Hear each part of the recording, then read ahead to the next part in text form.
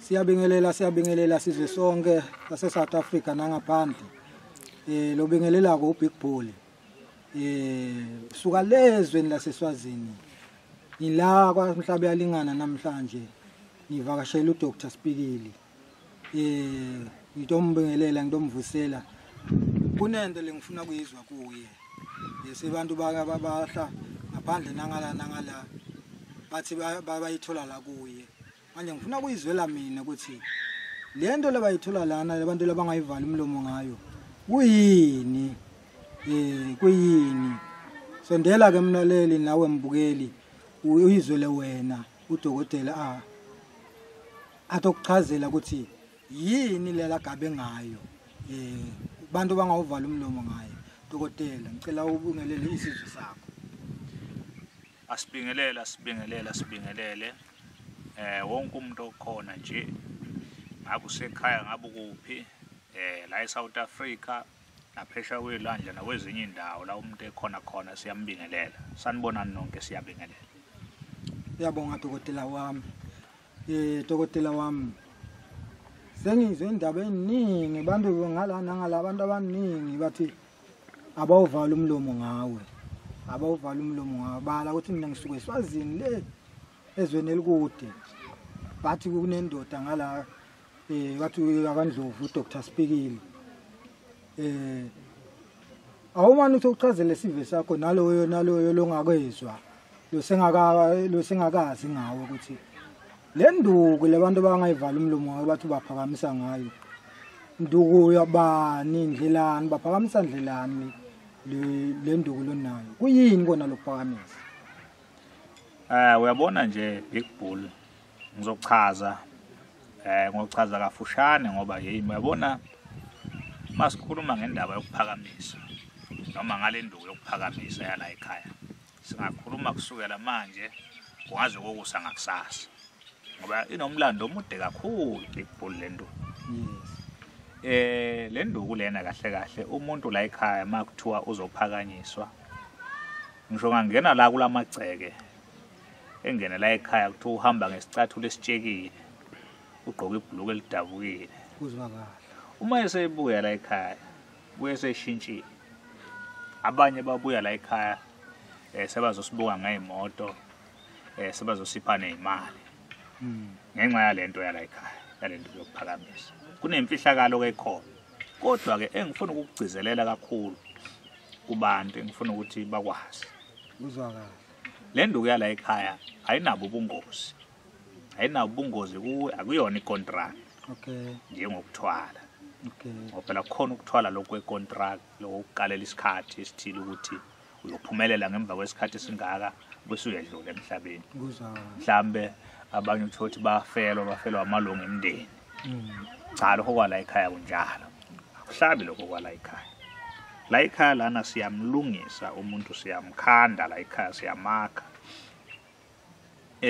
sakhele inhlanhla yakho lo wazalwa nayo phela ke thina ukuthi ke sibe sesinolwazi lokuthi siphinde le nhlanhla yakho si-edit ngale ndlela yethu ukuthi le nhlanhla yakho ikwazi ukusebenza double ngokuphinda phindekile yilokho thina sikwenzayo amanye amazwi nje kufana nokuthi ukuphakamisa umuntu ukulungisa umuntu ukumakha kuzwakala ngachaza kanjalo nje manje usho ukuthi dokotela mina lengiqhamuka mina lengazi vele sengihambe wonke umhlaba ngifuna usizo ngalithola lapha nangifikela kuwe ngisuke ekugcineni mawuwangena la ekhaya ungena ukhala la uphuma ujabule la ekhaya suke sigarantile ukuthi vele uzobuya la ekhaya ubuye usuzobona subonile ukuthi kwenzakalani ngizwe lo munye ukwangitshela ukuthi noma efika lana uzomphakamisa azange azayikhokhe ngisho yonke imali bakhokha half kuliqinisa lokho phela thina siyayazi into esiyenzayo ukuthi vele mangabe sikulungisile vele futhi ngeke ukwazi ngisho ukubaleka ungabaleka kanjani la usizakale khona ingoba vele siyazethemba ngomsebenzi wethu noma umuntu efika la athi imali yakhe ayiphelele siyazi vele ukuthi nakanjani uzawubuya ngento sithemba lento esuke siyenze kuyena kunjalo nje baningi abanye baye bafike la bakhala ethi umuntu kunjani ngenxa ukuthi ke la ekhaya ngenhlanhla ke phinde kuthandazwe futhi la ekhaya. So ke vele ke ikhona naleyo nto yozwelo umuntu mangabe bika inhlupheko yakhe sigcine sesimdabukela omunye. Injalo baba lento. Manje dokotela wami imigomo nemibandela ngoba phela yonke into lana nakuthiwa umuntu bakwenzela ukuphakamisa noma bathi bakuthwalisa labanye mhlawumbe kuyindlela yokubiza kuthi mhlawumbe lokwakho akunamgomo noma ukuthi kuyadla usukudinga ukuthi nguhlabele noma kufuna ukuthi nguvuselele indlela thizeni. Cha lokho kwala ekhaya baba akudli impuphu akudli umuntu akudli ingane akudli lutho nje akuphakelwa.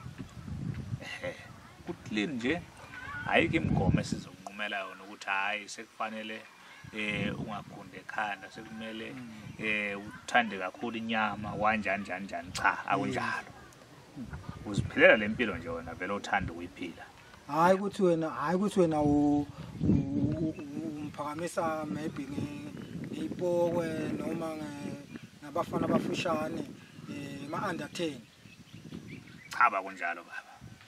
Yini kane legabe ngayo ungenzela isigubhu ungenzela kathi uyasho ukuthi uphakamisa inhlanhla ekimi. Isigubhu nginaso sokuphakamisa. Kodwa lesigubhu engiphakamisa ngaso ngesami. Yes. Futhi ngeke ngisho nokuthi isigubhu ngoba ngakuchaza ngendlela eziningi ezehlukene. Yeah. Kodwa nginayo into yami le engiyazi esebenza spiritual. Ukuthi mawuko wangena la ekhaya mawuphuma nje ngomnyango wangena kule yandlu lo ibukayo le. Noma ngathumphela ufikela uthwele izandla ekhanda ukhala uyophuma la ujabule. Mawufika lena uzofika ubone imali. Ubusuwayibona ke lento yenzeka nangamaphupho ebusukulele. Uzwakala. Ubone ukuthi cha la ngibuya khona kukanjani. Yebo baba kunjalo. Cha kuyezwakala mbukeli lisekhaya. So uyachaza udokotela uchazile dokotela ukuthi inhlanhla yakho uyiactivate uyisusa phansi noma ngathi uthiwa wena awusohamba inyanga eziningi uhambe kuphi nakuphi awuboni lutho. Woza kudokotela uzosizakala uzoyizwela wena. Sondela mbukeli dokotela. Ithini inamba zakho ukuthi ukuzumbukele ekhaya akhona ukuxhumana nawe. Inamba yami nje yocingo ithi 071 106 9603. Enye ithi 072 65 888 91. Nangumbukeli ufuna usuke eGoli ufuna kuza kuwe. Uhamba kanjani noma usuke eThekwini ufuna kuza kuwe. Ugibela ama-taxi aya kuphi ehle kuphi station. Uyabona mangabe usuka eGoli. Thina phela siyazazi zonke indawo ngoba sihambe sisebenza lonke izwe leli. MawuseGoli ugibela eWonders. Ufuna ama-taxi ayaphi aya kwaMhlaba uyalingana. Ugibela ama-taxi ayibhambanana. Mawusufika wehle eMathayini. Mawufika eMathayini ugibela imoto eziza la. Okanye kusuka imoto zala ekhaya zambe ziyokulanda eMathayini. Mawunemoto yakho ke kulula ke nje. Ungavele nje ungene lapha kwi-location ku-navigator yakho. Ushaye nje ibhambanana. Izokuthatha ikubeke ngoba eMathayini udlula khona kanje usufika. Mawusuka eThekwini ama-taxi ase-YMCA edrobheni. Ama-taxi ezala Mhlaba uyalingana. Nakhona wehle eMathayini mawufika eMathayini mangabe ungazitholi izimoto uyafona usho ukuthi cha imoto awuyitholi. Sibe sesizama ke imizamo yokuthi sikulande lapha ngeimoto zala ekhaya ukwazi ukuzofinyelela la ekhaya. Nithi phela ngisazobuza vele ukuthi ngizwile ukuthi uma ngehle station ngiyalandwa. Mbukelo sekhaya uyayivela nawe ukuthi uma ufika estation awuhlupheki awusokoli. Ulandwa estation iphinde ubuyiselwe khona. Sondela ke mbukele ethi dokotela ukuhlola la ekhaya malini. Ukuhlola la ekhaya manje ke hey bekade ku200 ukuhlola la sekukhuphukile manje ngoba sihamba ngemigomo yendawo. Njengamanje ukuhlola seyi300. Ngicabanga ukuthi kunyuke nje ngale nyanga edlule. Ngoba zonke izangoma zala zonke seyihlola ngama300. So ke sonke ke manje 300 ukuhlola. Yeah. soyizwele ke mbukele ekhaya soyizwele mbukele ekhaya kodwa dokotela ngizwela bathi wena unenduku yamaqala. Uyabona nje masikhuluma ngecala ke la ekhaya icala lifana nomdlalo nje makuthiwa uyecaleni nje angubali njengezinto eziserious lokho kwecala la ekhaya. Mbukelo sekhaya lena uma ngabe usafuna kuzwa ke lenye indaba lesikhuluma ngayo yemaqala, uma ufuna kuzwa yona commenta lapho, ungene ku YouTube wakho uthi dokotela Spikili TV, uzothola udokotela, uzothola yonke information. Uma ufuna ukuzwa konke lo dinga ukuzwa lokunye la kwenza ku dokotela uzokuthola khona lapho. Subscribe, ulike, ushare kunjalo mbukeli wami. Asibonane evidweni elandelayo.